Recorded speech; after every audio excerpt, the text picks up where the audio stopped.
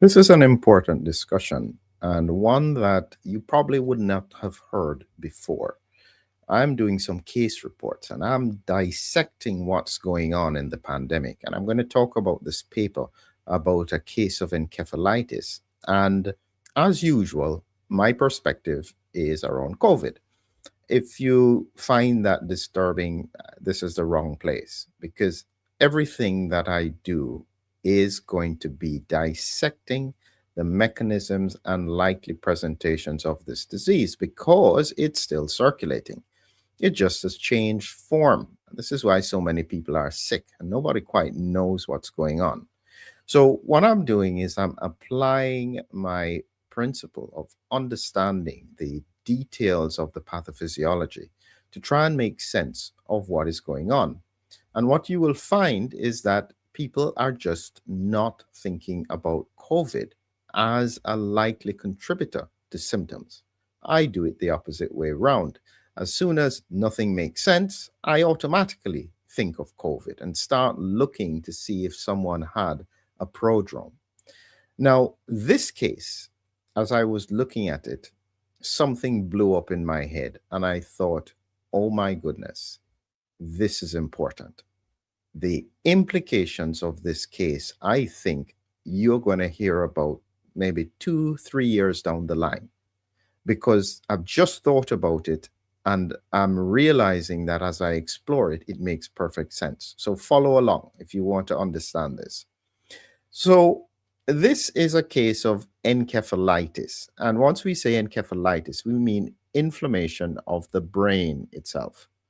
And in this case, it was early stage asymptomatic breast cancer. Now, you may be wondering, if it's breast cancer, why am I talking about COVID? Follow along and you'll understand a little bit more because you have to then read between the lines. Now, as they said, autoimmune encephalitis, autoimmune meaning that the immune system is targeting specific parts of the brain. And in this case, it is using specific autoantibodies to target a protein in the brain. And that protein is LG11 or LG11. And these autoantibodies disrupt it. And what this protein does is that it helps to get neurons to connect better. It's like a connector, and it helps neurons to work better. And so anything that disrupts it is going to damage the signal going from one neuron to the other. It is very highly concentrated in a certain part of the brain called the hippocampus, and this is where your memories are stored and managed. So you can expect that if this particular protein is affected, memory and thinking are likely to be involved. And this is where it gets very important. Now, when we talk about autoantibodies, in this case, and this is the important bit, in autoimmune encephalitis, LG11 or LG11, depending on which way you want to describe it, this is an IgG4 disease. Now, this is very important. And this is what just about 15 minutes ago, I thought, oh my goodness, this is critical. IgG4 is what we've been talking about in the pandemic, where technically the mRNA vaccines after the third dose for a significant proportion of people causes them to start producing IgG4 antibodies to the spike protein. People have told you it's no big deal. I think it's a big deal, and it's widely spread across the population. And what it means is that when people get infected, it may cause them to produce IgG4 as well. And that may be why many people have such subtle symptoms when it comes to COVID infections. They literally have almost no immune response. So let's go through this case here. Now, this LG1, in this case here, the normal clinical presentation includes cognitive impairment. That means your memories is and your thinking is impaired, rapidly progressive dementia, psychiatric disorders, sometimes seizures involving the face, focal seizures in the brain, with or without impaired awareness, and sometimes hyponatremia means low sodium. So this is typical of it, and it's treatable. This is an important point. And 2/3 of the people who are affected are male and usually older, 50 to 70 years old. And it's not normally associated with cancer, what we call paraneoplastic, meaning that the cancer, the neoplasm, is causing immune responses that affect distant organs. And in this case, it would be the brain. So it's unusual, which is why they made a case report, because they found cancer in this lady. And again, you may be thinking to yourself, well, if there's cancer here, why am I talking about COVID? Again, follow along. Let's look at the case presentation in detail. So here we have a previously healthy, asymptomatic white female, mid 40s. She came to the neurology department because of amnesia. She just wasn't remembering stuff, and going forward, anterograde amnesia. So now this is the important bit. She recounted testing positive for COVID-19 20 days before. So 20 days before she came to the emergency room, she was positive with mild respiratory symptoms, fatigue, and tiredness. This is the typical presentation we see with COVID. And this is why I'm saying is that it is so subtle these days. And my feeling is that part of the reason why it's so subtle is that people have IgG4. Now, you can imagine that they never mention vaccination status. I think you can probably almost assume. But in any case, usually they will say an unvaccinated female. So maybe we can assume that it was a vaccinated female, but that's an assumption. We don't know for certain. So after she tested positive, and this is the sequence, 1 week later, her fatigue increased. And so this is now another pattern. So her fatigue gets worse. Then she starts to have vivid and unfamiliar dreams and short-term memory loss. She's having panic attacks lasting 2 to 3 minutes, disoriented, crying, worsening anxiety. She can't sleep. And all of this was happening with a limited background of just asthma. She had an appendix taken out. She had polycystic ovaries, but that was about it. What clued them into cancer was that her mother had cancer in her 40s, and her maternal grandmother also had cancer in the 60s. You'll realize why this comes up and why it's relevant. So at this point, the only thing they have got in the history is that she had definite COVID. It's not a speculation. She had COVID. And so when they looked through all of the blood tests and so on, they didn't find too much. Her sodium levels were a little bit low, not too bad.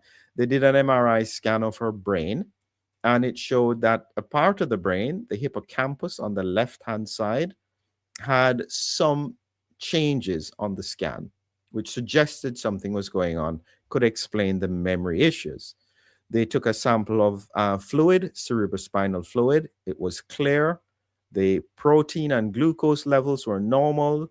They checked all the things, and they found positive findings looking for these autoantibodies, LGI1 antibodies. So this is what clinched their focus. Now, what's interesting is that this is not a normal test. And so it suggests that, one, they had a lot of information, a lot of focus on looking for this, because if you hadn't tested for that, you'd still be guessing. And so this is an important piece of the puzzle. She also had an EEG. That's where they attach electrodes to the head and look for signals. And in her EEG, this is what it would look like. It was irregular, slow background rhythm, showed a focal seizure in the right temporal lobe. So it's all fitting with some kind of encephalitis. And remember, encephalitis is inflammation of the brain. So again, now we come to where did this cancer come from? Or where did that question come from? So, because they were doing ongoing investigations on her, they did a PET scan, positron emission tomography. And they did this, actually, a good question as to exactly why they did it. Maybe they thought it could have been paraneoplastic. So they were looking for cancer. And when they did it, they found that 2 weeks later, so this is probably as an outpatient, she had a lesion in her right breast.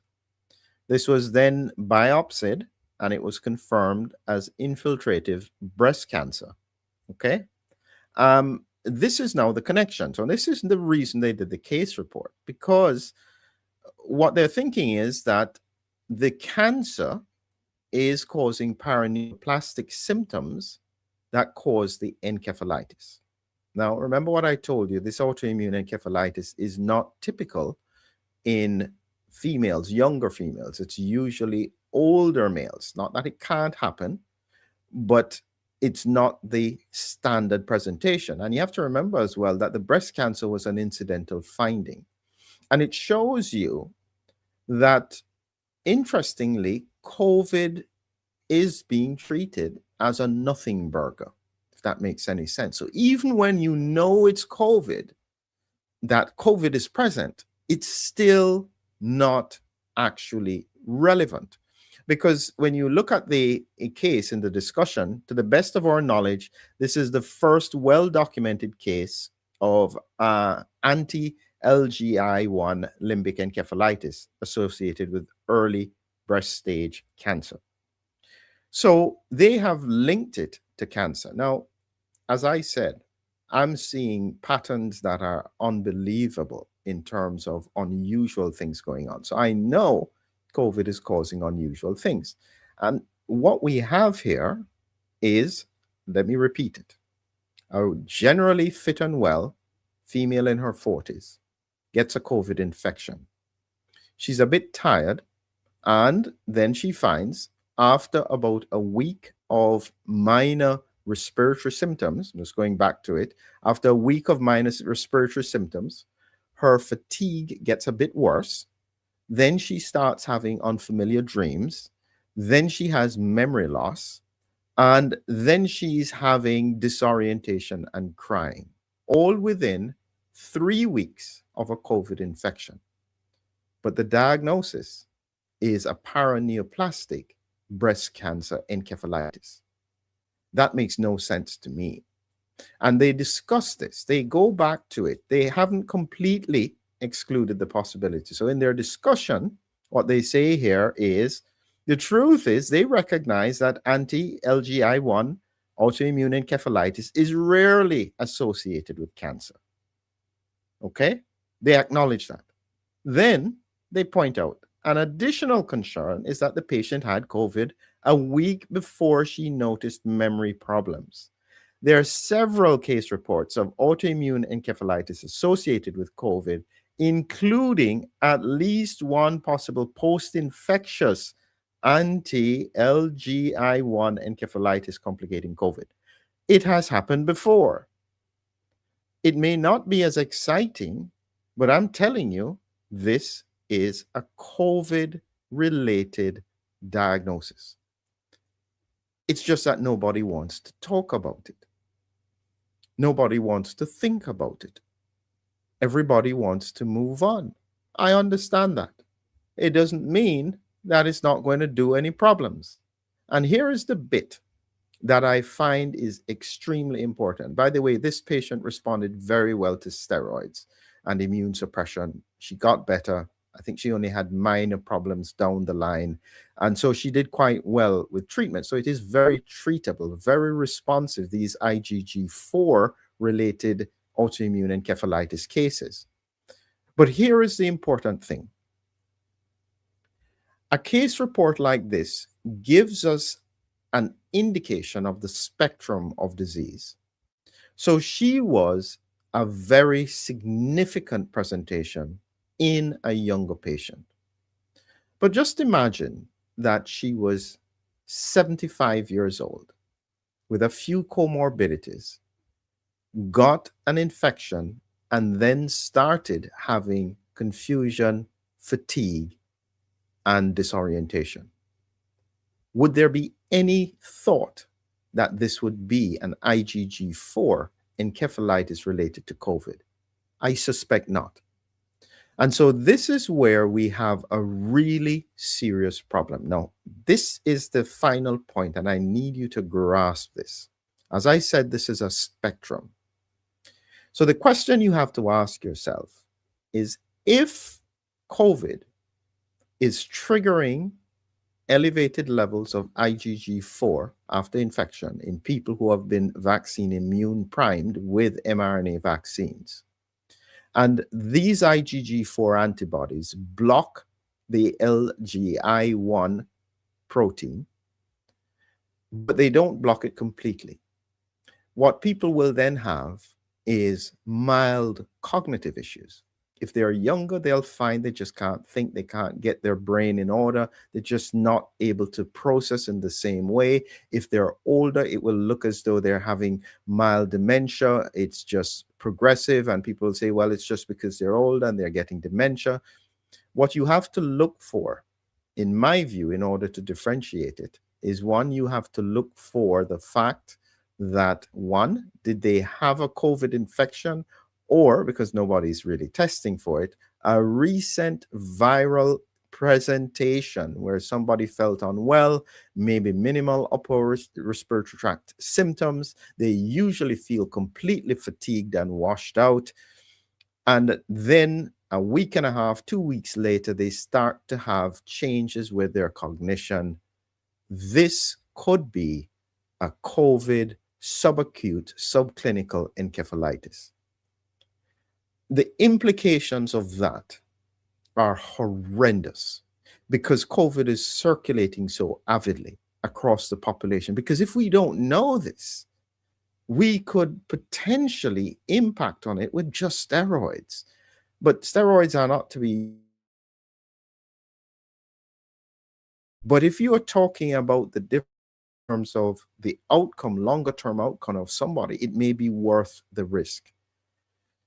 This is the beginning of what I think is going to be an area of research I'm going to continue to go down, because I know that this is relevant. If COVID is circulating, triggering IgG4 antibodies, impacting on the brain, causing cognitive symptoms, people don't know what's going on. They just can't think, they can't remember, they just don't feel well.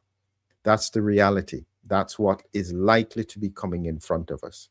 So again, as usual, I think it's important to appreciate the authors in the case. Here we have it, just as a final reminder. This is from Luxembourg and Belgium. It's Maria Uribe, Gilles Kutzem, Felipe Kirsken. I don't know if I've pronounced it properly. And it was published last year in 2025. And so, yes, we appreciate these case reports because it allows us to look carefully at patterns and think about what may be going on. I'll continue to try and do this kind of work because I think it's important. And hopefully it will make sense to you, if not now, in a few years' time. Have a great evening.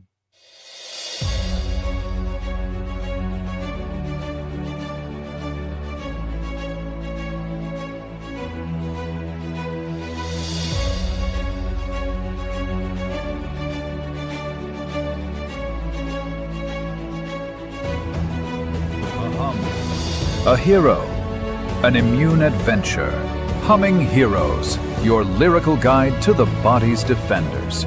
Now on Amazon. Check the links below.